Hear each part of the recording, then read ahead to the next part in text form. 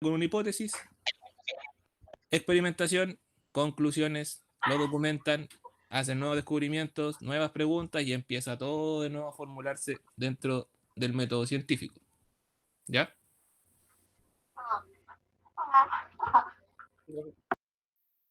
Entonces, ¿para qué el método científico? Es para tener nuevos conocimientos y para tener conocimientos o prácticas nuevas para la comunidad científica. Tienen que ser válidos, chiquillos. No pueden llegar y exponer cualquier cosa.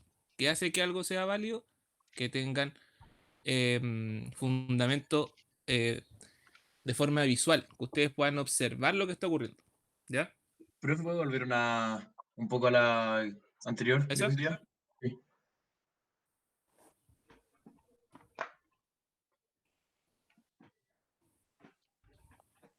Entonces tienen que ser como confirmadas como a través de la experimentación, pero como medible, como que otra persona lo pueda hacer, ¿o Exactamente. no? Si tú vas a decir, por ejemplo, que el cielo es azul, tienes que mostrar toda la experimentación que demuestra que el cielo es azul.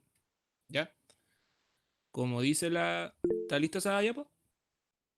Algo. Como dice acá, la idea es bajar la subjetividad, es Ah, eliminarla. bueno.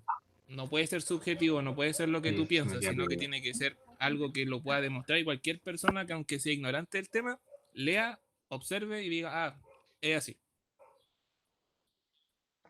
Porque lo subjetivo es cuando tú colocas tu opinión. Entonces, si colocas tu opinión, mata toda la parte científica.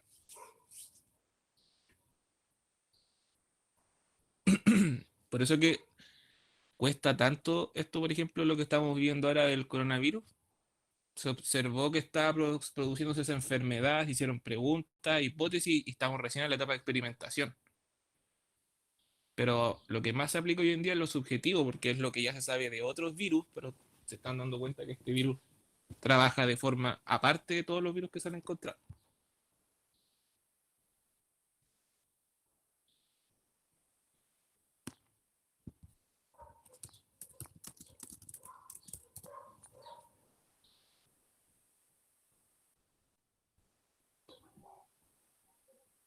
Sí se ve. Ah, ya, es que algunos están colocando que no se ve. Ya. Entonces, después lo voy a subir, sí. Entonces, la primera práctica que uno hace es observar, que es la parte que más les cuesta a ustedes en la ciencia, que no observan nada, quieren aprender todo directo. Ya tienen que empezar a afinar un poquito ahí el trabajo práctico y empezar a observar lo que está pasando alrededor. Cuando yo observo, empiezo a encontrar fenómenos que están ocurriendo en mi alrededor. Entonces, la primera etapa es observar, ¿ya? Simplemente utilizar la vista y empezar a observar ciertos comportamientos de la naturaleza o en el laboratorio, o incluso aquellos que quieren ser ingenieros en alguna actividad X, observar algo.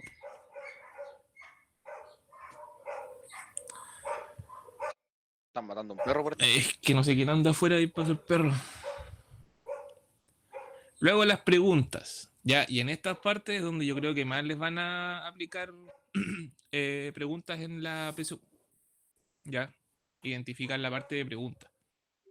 ¿Qué son las preguntas? Cuando ustedes ya observan un fenómeno, tienen que ver algo particular que le pasa o si es que sigue una regularidad, ¿ya?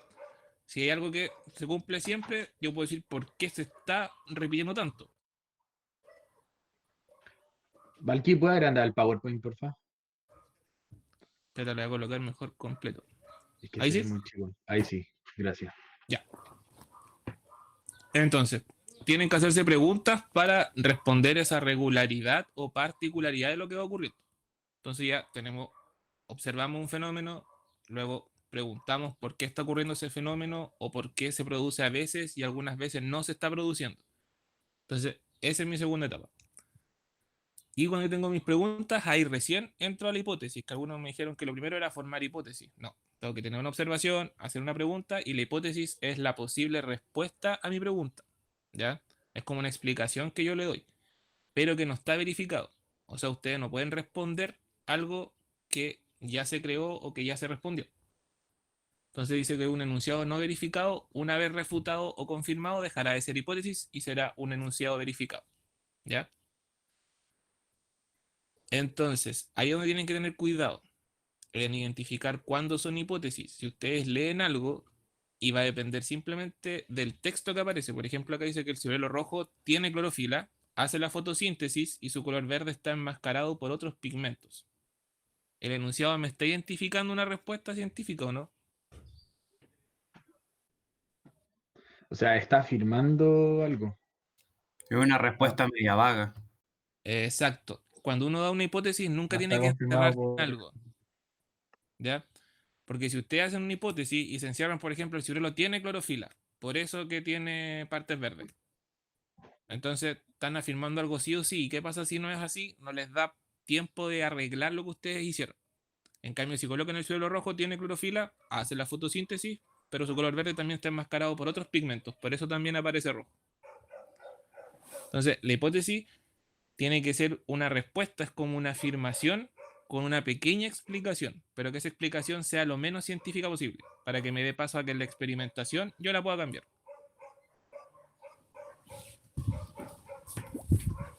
¿Se entiende esa parte? Sí, Sí, profe. sí.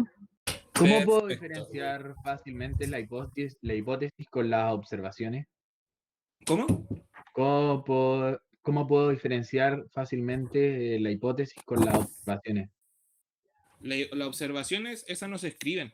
La observación nomás es como una parte de todo, pero que no se especifica en esta aplicación. La observación nomás te ayuda a poder ver si está pasando algo o no está pasando. Es como el primer paso, pero no es que se escriba o algo. Ah, ya, gracias. Entonces, profesor, Dígame. ¿con qué podríamos confundir ese enunciado?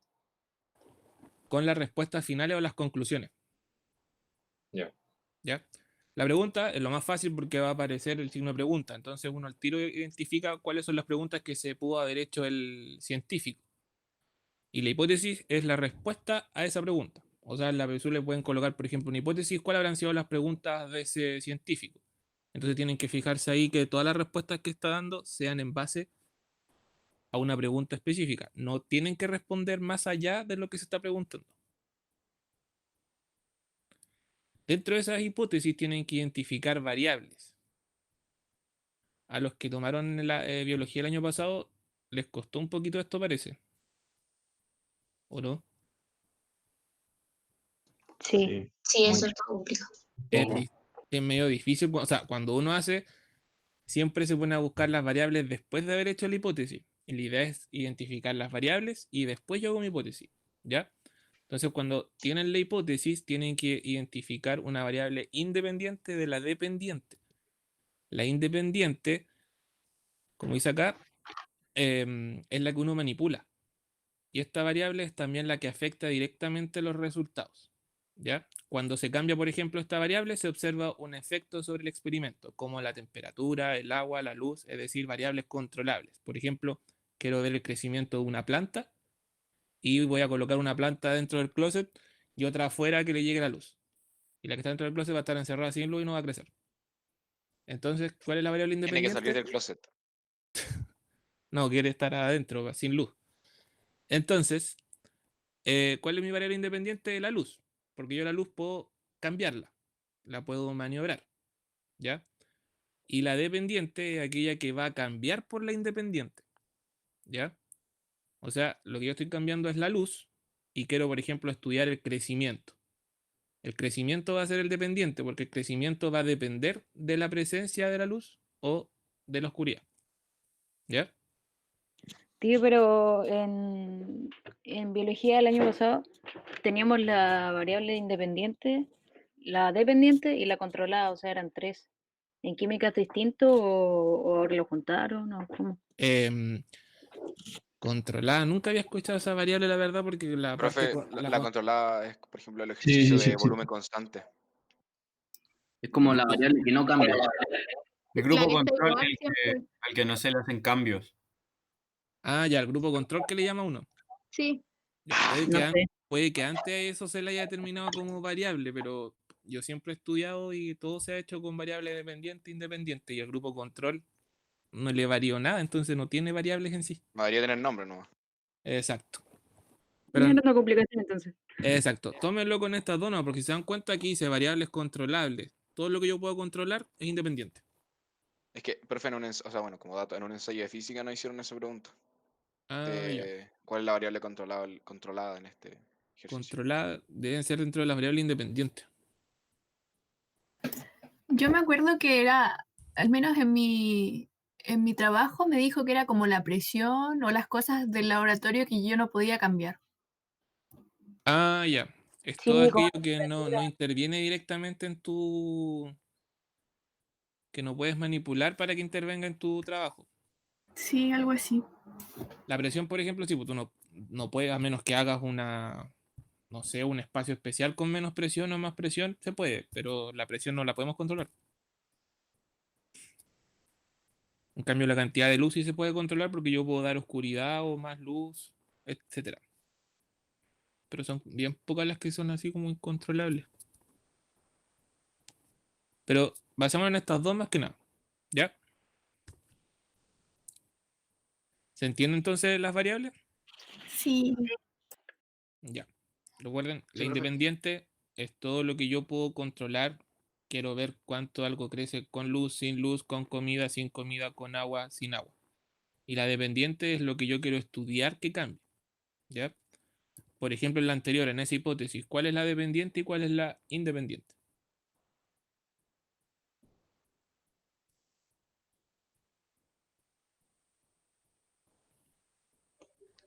La dependiente sería la presencia del color rojo. El ¿Cuál? color sería la dependiente. El color sería la...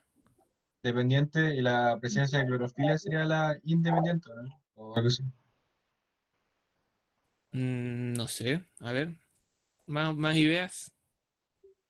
La el luz del color sol. depende de la presencia de clorofila, si no, no tendría color. ¿Cómo, Maite? Que el color depende de la presencia de clorofila, porque si no, no tendría color. Muy bien. Ahí sí. Sí, sí, el color va en función de la presencia de esta Exactamente. cuestión. De la clorofila. Entonces, ¿cómo ustedes pueden comprobar llevándolo a la práctica? Porque ustedes saben que la clorofila no tiene nada que ver en las plantas que son rojas, por ejemplo. ¿Cómo se llama la clorofila de las plantas rojas? Rojofilia. No, no olvido. Red fila. Se llama así. Comedia. Red fila. Se llama así, redofilia. Algo por ahí era. Profe, Dígame. cuando ponen los gráficos siempre en el eje X va la independiente, ¿no? Y ¿Cómo? que siempre en estos casos como de experimentos, cuando se ponen los gráficos, en el Ujú. horizontal van los independientes y en el vertical van los dependientes, ¿no? Independiente, dependiente. Sí. ¿Cómo es entonces? Los independientes, Yo, según yo, el van en ejercicio el de eje energía X. siempre se ve así. Los independientes van en el eje X y los dependientes en el Y. Creo que era así. Y va a depender cuántos vas a estar analizando, Gracias. porque en un gráfico puedes colocar dos inmediatamente o puedes colocar por separado. Se pueden hacer otros tipos de gráficos ahí. Ya, veamos los tres ejemplos y determinen ahí cuáles son variables dependientes e independientes en cada uno. Por ejemplo, la primera, la tasa de producción de oxígeno para células de levadura con cianuro, un inhibidor de la respiración. El segundo es el número de tumores en los pulmones en pacientes tomando aspirina 2 veces al día. Y el último es el número de ballenas grises observadas en el 2010 en aguas con temperaturas promedio de 20 grados Celsius. El dibujo de ahí no tiene nada que ver.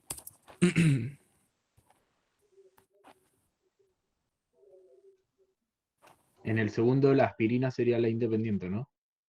Vamos en orden. Gracias. Vamos en orden. En la primera, la tasa de producción de oxígeno es la dependiente y las células son las dependientes. Porque las células inhiben la producción de oxígeno, entonces el oxígeno depende de la cantidad de células. Ya. Primero tenemos una parte que es la tasa de producción de oxígeno, ¿cierto? Esa es la dependiente. Y el Ya. cianuro sería la independiente. Ahí está, la independiente del cianuro. Porque son para células de levadura con cianuro. El extra aquí es cianuro. ¿Ya? Y la tasa de producción de oxígeno es la que puede cambiar en base a la presencia del cianuro. ¿Ya? Por ejemplo, yo puedo estudiar si aumento o disminuyo el cianuro, cómo va a responder la producción de oxígeno de estas células. ¿Ya? ¿Quién fue el que respondió ahí? Borja. Muy bien, Borja. Segundo. La aspirina es la independiente, Independiente. el tumor es el dependiente. Muy bien, porque el número de tumores va a aumentar o disminuir según la cantidad, según las dos aspirinas que se van a tomar. Entonces, la independiente, la aspirina, y la dependiente, el número de tumores, porque el número de tumores va a cambiar según la presencia de la aspirina. Profe, una pregunta. Dígame. Es que, ya, pero mi pregunta es de la 3, que por ejemplo, la temperatura promedio de 20 grados Celsius, yo creo que esa sería la que es la independiente, porque las ballenas, encontrar ballenas depende de la temperatura del agua, pero yo no puedo controlar la temperatura promedio de esas aguas. No sé si me explico. Y lo puedes controlar, ¿Y cómo hago eso? porque te vas a estudiar en sectores del planeta Tierra donde el agua se mantenga constante a 20 grados. Ah, ya. ¿Ya? Bueno, Recuerda que cuando tú haces un estudio, eliges un grupito de estudio nomás, pero tú puedes determinar dónde vas a hacer ese estudio. Profe, ya. aunque vaya a ser temperatura constante e independiente, o sea, de una variable. Sí, es una variable. Que no te confundas que la palabra variable es porque algo tiene que cambiar. ¿Ya? La palabra variable te identifica nomás de que hay algo que te va a producir otros cambios dentro de tu hipótesis. Profe, entonces en la 3, ¿cuál es la variable independiente? La temperatura. Y la dependiente es el número de ballenas. Porque el número de ballenas va a variar a la temperatura a la que esté el agua.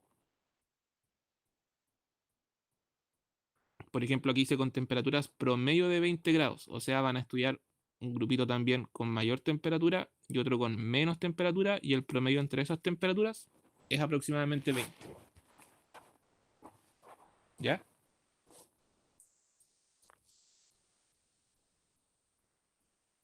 ¿Se entiende entonces aquí el...?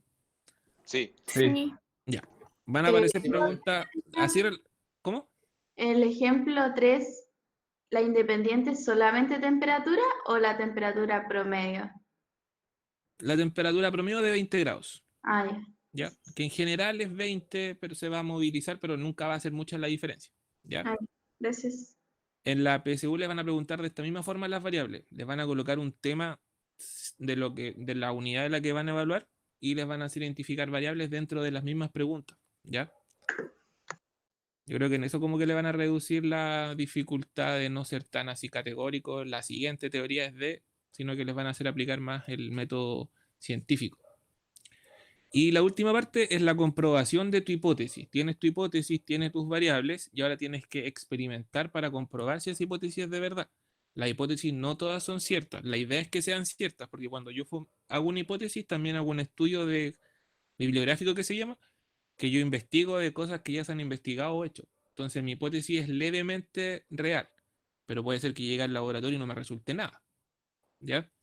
Entonces ahí pasan a la experimentación, que estudian ese fenómeno que observaron al principio y lo reproducen en las mismas condiciones en un laboratorio. Hablando científicamente, ¿ya? Porque esto se hace en todas las áreas, ¿ya? Humanidad científica. Pero, profe, ¿puede pasar que la hipótesis sea correcta, pero la experimentación hayan errores? Sí, puede pasar eso, ¿ya? Porque a veces tú tratas de llevar la reproducción al laboratorio lo más similar posible, pero hay variables que se te escapan o que justo ese día, no sé, tuviste menos cuidado en hacer las reacciones y no te resultó. Pero lo bueno es que cuando tú expones tus conclusiones, puedes colocar que tal cosa no resultó, pero tienes que buscar el por qué no resultó eso. Valky, me acuerdo que había una pregunta que decía, ¿qué es lo que hay que hacer si es que la experimentación dice que mi hipótesis no es certera, o sea, que no es verdadera? ¿Qué es lo que hay que hacer? ¿Hay que volver a plantear una hipótesis y volver a experimentar? ¿O solo mantener la hipótesis y probar con otro experimento? ¿Qué es lo que hay que hacer? Mira, la idea ojalá es no cambiar la hipótesis. Es tratar de hacer un cambio en tu experimentación, pero no cambiarlo todo, sino que hacer ciertos cambios dentro de lo que se pueda. Pero cuando ya no resulta por ninguna vía, te vuelves a la hipótesis y cambias la hipótesis. Pero por lo Entonces- general lo que uno dice es hacer tu hipótesis, hacer tu experimentación, y si no te resulta, te das cuenta al tiro de que tu hipótesis estaba mala y la refutas. Tío, Ya. tío, Dígame. es que a nosotros los que nos dijeron en pre-U es que si yo hago una experimentación y no me funciona, que la realice de nuevo sin cambiar variables porque yo puedo haber hecho algún error sin darme cuenta. Exacto. Por eso la idea siempre es empezar con la experimentación a hacerle cambio. Pero cuando Ya, o ya sea, te- lo que voy a priorizar es la experimentación. Si Es es que que no me piensa que resulta. cuando tú hiciste tu hipótesis, ya armaste todo en base a la experimentación que ya estaba hecha. ¿Ya? Entonces tu hipótesis es como súper cercana a lo que realmente ocurre. Tú quisiste hacer un cambio pequeño nomás. Y cuando va a la Claro. experimentación no resulta, tú puedes ir haciendo cambios dentro de la experimentación, porque la hipótesis no te deja cambiar partes, sino que cambias todo. Ya. Entonces la experimentación es la más fácil cambiar primero y después te metes a la hipótesis si es que no se pudo. ¿Ya? Pero como dice acá, la experimentación es la principal vía de comprobación del conocimiento hipotético, es decir, el método principal para discernir teorías válidas de las inválidas. Pero puede pasar de que aunque hagan miles de cambios, no pase la hipótesis y recién se elimina la hipótesis. Pero siempre hay que llevar que la hipótesis sea lo último que se elimine. ¿Ya? Ya, gracias. Y esto lo pueden aplicar a todos. Los que quieren estudiar como Cristóbal, que quiere ingeniería comercial, también tiene que aplicar el método científico para todo lo que él va a pensar, por ejemplo, en un negocio. Para vender pollo. También, los que quieran aplicar el área del periodismo, todo eso, lo mismo. Si ustedes van a hacer una entrevista, tienen que aplicarles todo esto mismo para recién sacar una noticia. O sea, se aplica en todas las áreas. No es que sea solamente específico de la área científica. Entonces, ustedes hacen su experimentación, pueden hacer cambios dentro de la experimentación si algo no les va resultando, porque la experimentación es lo más flexible, ¿ya? La hipótesis no. La hipótesis la cambian completa o mantienen la misma, pero no pueden cambiar pedacitos de ella. Incluso cuando estén en la U les va a pasar que van a hacer avanzar en su tesis y no les está resultando, van a querer cambiar toda la hipótesis y le van a hacer el medio drama en la universidad por cambiar eso. ¿Cuál es la característica que tiene que tener la experimentación que ustedes van a hacer? Tiene que ser verificable, que alguien pueda venir y decir ya que estás demostrando y que pueda representarlo con todo lo que tú hiciste. Con todos los experimentos, verificar que se está realizando. Tiene que ser metódica, tiene que tener pasos, ¿ya? No es llegar y hacer cosas, no, es que hice esto, pero también hice acá lo otro, no. Es una sola vía y ser súper metódico, súper ordenado. Tiene que ser objetiva, tiene que la experimentación responder específicamente a la hipótesis, no se van a poner a responder otras cosas que van resultando. Si ustedes encuentran algo extra, se deja para después. Y tiene que ser verídica, ¿ya? Pero eso va junto con todas las demás. Como tiene que ser verificable, es verídica. Yo la puedo demostrar. ¿Quedan claros esos 4 puntos? Sí. Yes. Ya, entonces, estamos listos con la experimentación. Y finalmente vienen las conclusiones, que es donde yo verifico si es que mi hipótesis estaba correctamente bien hecha o estaba mal. Por ejemplo, Profe, ¿y nos faltan los análisis y resultados? ahí va en la conclusión. Que según yo la conclusión viene a ser como otra cosa, como lo que viene después, ¿o no? Sí. Es que, a ver, Sí, cuando yo por tengo eso se llama conclusión. dentro, que está como que hago la experimentación y yo siempre tomo como el análisis de resultados como dentro de la misma experimentación. ¿Ya? Pero sí, después hay que ver todos los resultados que tú obtuviste, analizarlo uno a uno, y como te digo acá, tiene que ser objetivo. Tienes que empezar a analizar este resultado, ¿responde algo de mi hipótesis? No, lo dejo afuera. Esto a veces uno pasa que hace algo y descubre cosas nuevas, pero no están dentro de la hipótesis, entonces las puedo ir dejando de lado. Entonces yo voy haciendo mi análisis de resultados, ¿qué me sirve, qué no me sirve? ¿Ya? Y cuando junto todo lo que me sirve, formo mi conclusión.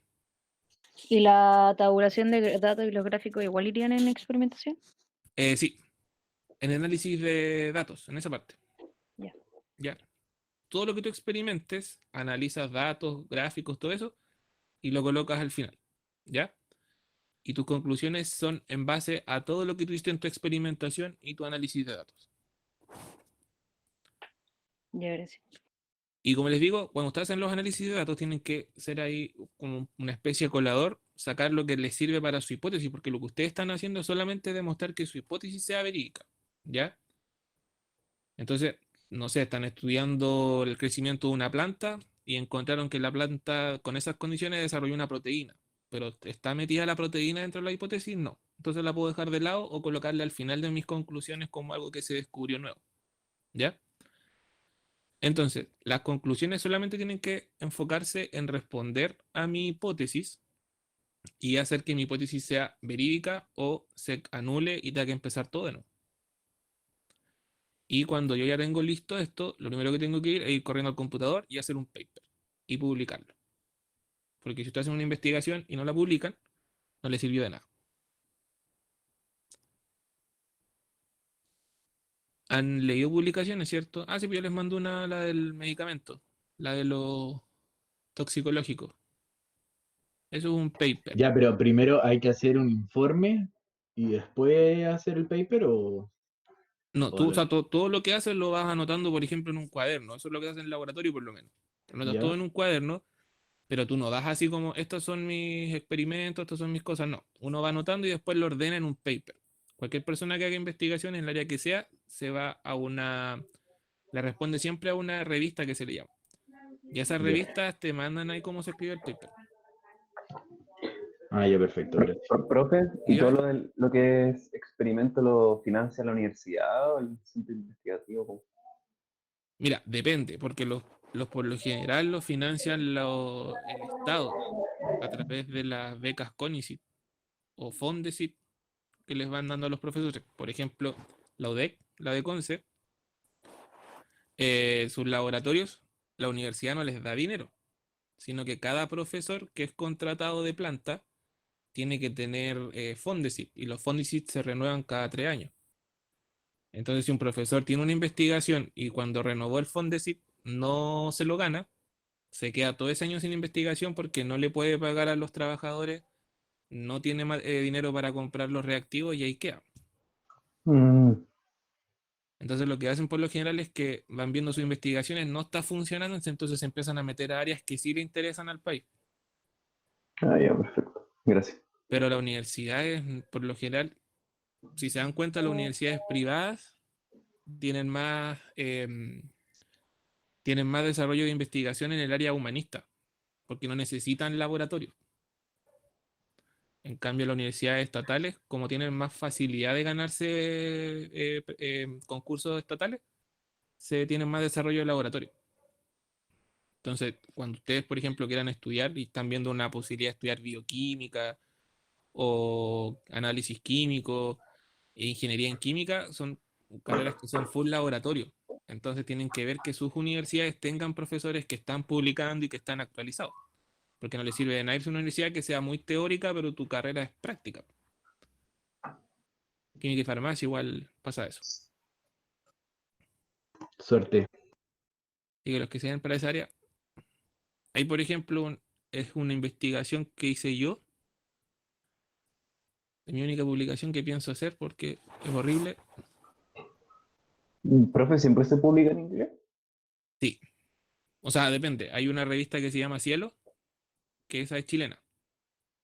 Y tiene un alto nivel global. Lo que pasa es que uno publica para que te den puntos. Y esos puntajes, cuando tú postulas a un trabajo en el área científica, te suma para que alcances lograr el puesto. Profe, ¿y de qué se trata su experimento? Descubrí que una molécula que se demoraban como 2 meses en hacerla se podía hacer en 20 minutos en un microondas de casa común. Con ¿Cómo posibilidad llegó? de que explote el microondas y de pasar a la casa. No. Una reacción que nos demorábamos como 2 meses en tener la molécula y un día salió de pura suerte nomás. Porque incluso fue una especie de accidente que se nos pasó y ahí nos dimos cuenta que se había formado la molécula. ¿Y eso fue para sacar el posgrado? Sí, para mi tesis. Ah, Era una de las moléculas, pero el método era el que seguíamos, se seguía hace 20 años. Y con un compañero, con el que aparece ahí el Edison, se nos quedó dentro en los laboratorios en el de nosotros por lo menos había un microondas para hacer reacciones. Y no nos dimos cuenta y nos equivocamos de molécula, estábamos haciendo la que siempre hacíamos ahí, y nos equivocamos, y cuando la fuimos a buscar así, estaba lista la molécula, estaba hecha. Y le hicimos todo el análisis después y se fuera la molécula. Entonces nos dimos cuenta que en vez de estar 2 meses haciendo una molécula, la teníamos en un día. Pero ahí tuvieron que como... Porque ¿cuál era su experimento original? O sea, mi molécula, la mía era formar moléculas gigantes. Y una de esas moléculas fue la que publicamos. Ah, pero en teoría tuvieron que cambiar todo, o sea, su hipótesis y todo, ¿o no? No, aquí tuvimos que inventar una hipótesis. Ah. Porque aquí obtuvimos una experimentación sin querer. Entonces, ¿qué desarrollamos? Las preguntas, tuvimos que desarrollar una hipótesis nueva, pero cuando tú haces un paper, no colocas como una hipótesis en sí, sino que colocas como una introducción del tema, una experimentación, ahí se ve, una introducción, una parte experimental, discusión y resultado y la conclusión. Esas son como las partes de un paper. Y ustedes dependen ahí después si los que quieran ser médicos o algo, igual pueden ahí publicar su descubrimiento. Y ustedes van en su casa, se meten a las revistas que son gratis y mandan sus publicaciones y si se lo acepta la comunidad científica, se publican. Así que cualquiera puede publicar. Épico. Yes. Bueno, y esta revista igual, esta es de Inglaterra, entonces esa aceptan cierta... Por ejemplo, nosotros si hubiéramos sido los puros alumnos que mandamos a esta revista, no nos pescan. Por más que sea una investigación importante. Teníamos que tener a todos esos profesores de base para que nos tomaran en cuenta. Que tienen sobre 14 puntos de impacto que se le llaman. ¿Y usted cuántos puntos tiene, profe, ahora? Yo tengo 4 puntos de impacto. ¿Cuántas páginas tiene ese estudio que hizo usted? Este tiene 18, si no me equivoco. ¿Lo Pero publicó? los puntos de impacto es porque yo, como era estudiante, mis cuatro puntos de impacto son por publicaciones y ponencias. Mi profesor tiene 14, pero él tiene un montón de publicaciones. Como que vas completando escalones ahí y te van dando... ¿Pero vale menos por ser estudiante o valió más? Sí, pues por ser estudiante va algo menos, porque por ejemplo, esta investigación está a nombre mío y de Edison. Pero como somos estudiantes, creo que el puntaje es un 1,5. Pero mi profesor, por ser doctor, postdoctor y ser trabajador de una universidad de Chile, creo que a ellos les dan como 6 puntos. Qué estafa. Es una estafa, pero es así la elite dominando siempre. Deberían darle más al alumno porque está menos preparado. Sí, pero ¿Y por qué lo hizo él? Oye, chiquillos, los profesores les pagan, bueno, según la universidad, la UDEC, por ejemplo, les paga a sus profesores. Al encargado del laboratorio le paga por publicación. Y a nosotros no nos llega ni uno. Qué estafa. Más encima tienen que pagar la U. Mi profesor de buena onda, él siempre que se gana investigaciones, se dividía la plata entre nosotros, entre los que apoyaron la investigación. Pero el otro profe que aparece ahí, el Rodrigo, él no dividía su plata, era todo para él. Los privilegios de los profes. Ponémoslo. Pero ese es la UDEC. Si tú te vas, por ejemplo, yo estudié en la UFRO no te dan ni uno. La universidad gana, pero no le dan nada a los profesores. ¿Y cuánto le dieron, profe, si se puede saber? Por esta investigación, el profe nos dio como 230.000 pesos. Y éramos 1, 2, 3. ¿Y cuánto tuvo que pagar para hacer la tesis, profe? Porque hay que pagar a la universidad. Ah, es que yo me gané una beca, yo no pagué nada. ¿Cuánto se paga generalmente? El año de un posgrado te sale 2,7 millones. Ah, recupera caleta. Y la matrícula te sale como 180. Profe, ¿pero cuánta plata reciben como en total todos los que participan en su proyecto? ¿Cuánta plata les pagó la universidad? O sea, la revista. Es que no te paga la revista, te paga la U.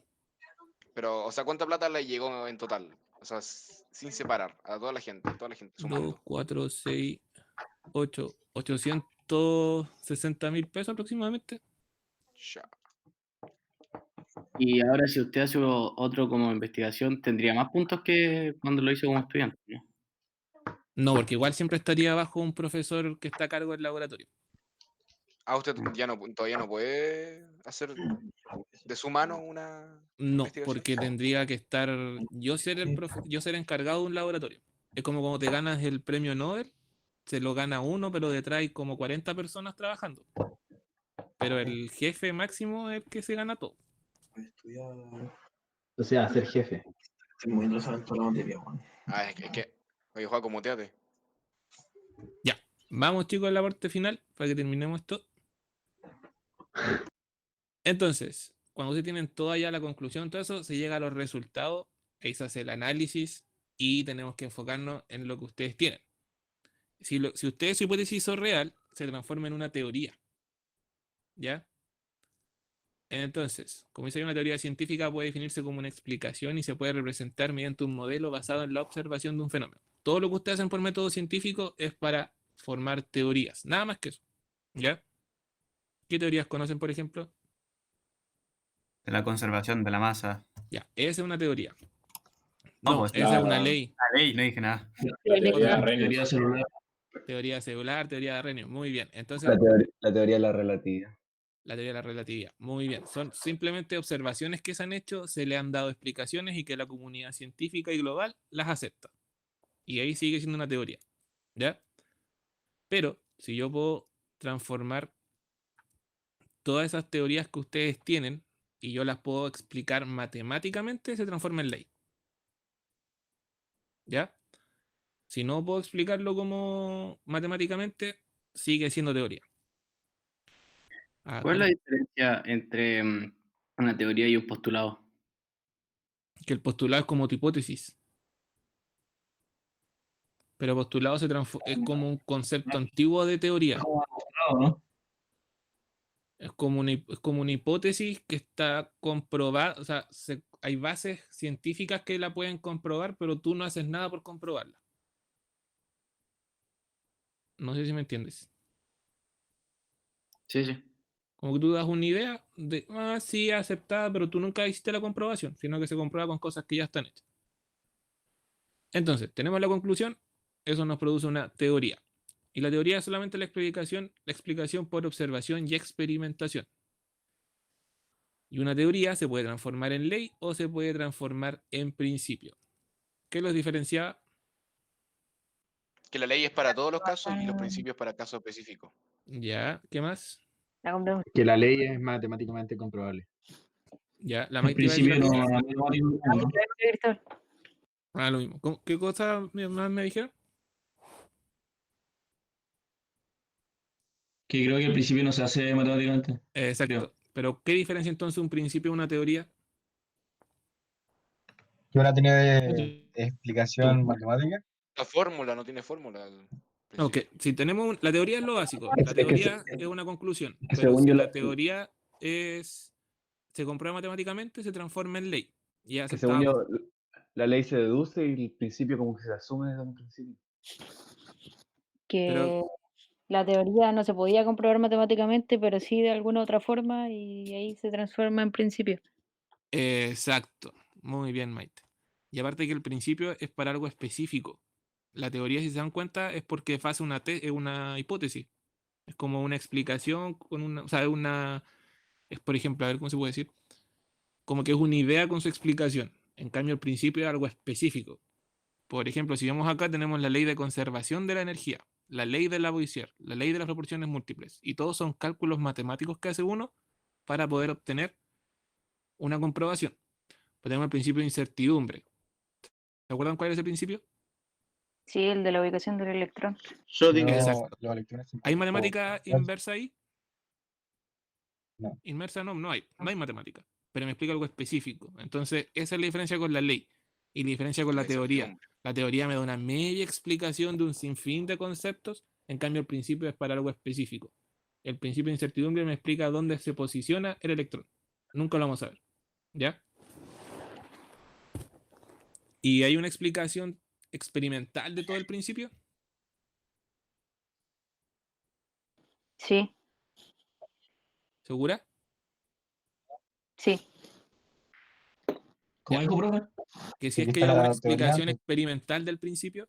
Por ejemplo, el del principio de certidumbre había un experimento donde como que salían muchos puntitos del átomo, ¿o no? Ya, en los principios más que experimentación hay un estudio. ¿Ya? Por ejemplo, ahí tomaron la probabilidad donde podían encontrar más puntitos, pero no hay como que tú vayas a buscar una investigación y que te expliquen paso a paso cómo se hizo eso. ¿Ya?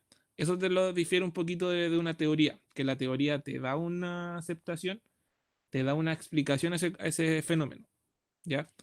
Aparte, la teoría es aceptada por un grupo de científicos, pero no es aceptado globalmente, a diferencia de las leyes y los principios que son aceptados por todos. Y también tenemos el principio de exclusión de Pauli, que ese principio no está demostrado 100% experimental, ¿ya? Es algo más teórico. Y el principio de Letelier, que es el del equilibrio químico, que el año pasado lo estudiamos. Entonces, ¿queda claro lo que es una ley, un principio y una teoría? Sí. O sea, hay algo que me quedó medio confuso. Entre la ley y principios, la diferencia en general es que los principios, o sea, la ley es comprobado matemáticamente, Exacto. y los principios no necesariamente, puede ser otros métodos para comprobarlo, ¿no? Mira, la matemática, tómenlo siempre como ley. Si Profe, algo se va a se quedar puede seco. comprobar matemático, es ley sí o sí. Pero si es un... Profe, desde la apagarle la máquina. Profe, se va a quedar Sí. seco. Lo voy a cargar ahora, tranquilo. En cambio, el principio es una explicación aceptada globalmente. Y es para algo específico. No es como una Ya, ya. teoría que es como más global. Ya, muchas gracias. Y eso, chicos. Eso tenía para la clase de hoy. Y eso es método científico. Todas las preguntas que le vayan a hacer ahora en la PSU se van a basar en todas estas partes. Tienen que hacer análisis más que cosas muy específicas. Entonces, ¿queda claro alguna consulta? Ya me quedó todo claro. Ponga su cámara, profe. Que si va a subir el PowerPoint. El PowerPoint sí, lo voy a subir ahora. Ahí. Profe, ponga su cámara para despedirnos. ¿Qué Profe, cosa? Déjeme verle su carita preciosa. Jamás. No, oye, he visto hartas fotos dando vuelta en Instagram de otros profes, así que. Mentira, profe. A los Si tomo una circulitos. foto, No. me la quedo yo. ¿Quién tiene Mandiola? ¿Quién es ese Mandiola? Mi Dios. Se llama Huevito Rey. ¿Valky? Nada que ver, weón.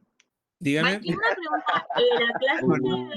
La clase de hoy, o sea, ahora, solo método científico, ¿cierto?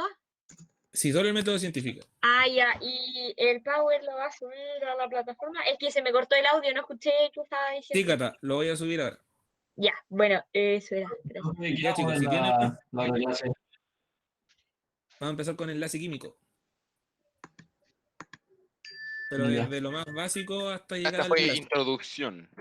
Es la primera parte que va a entrar en la PSU. Profe, mañana vamos a tener meet en químico colectivo. No, solamente ramos más comunes y este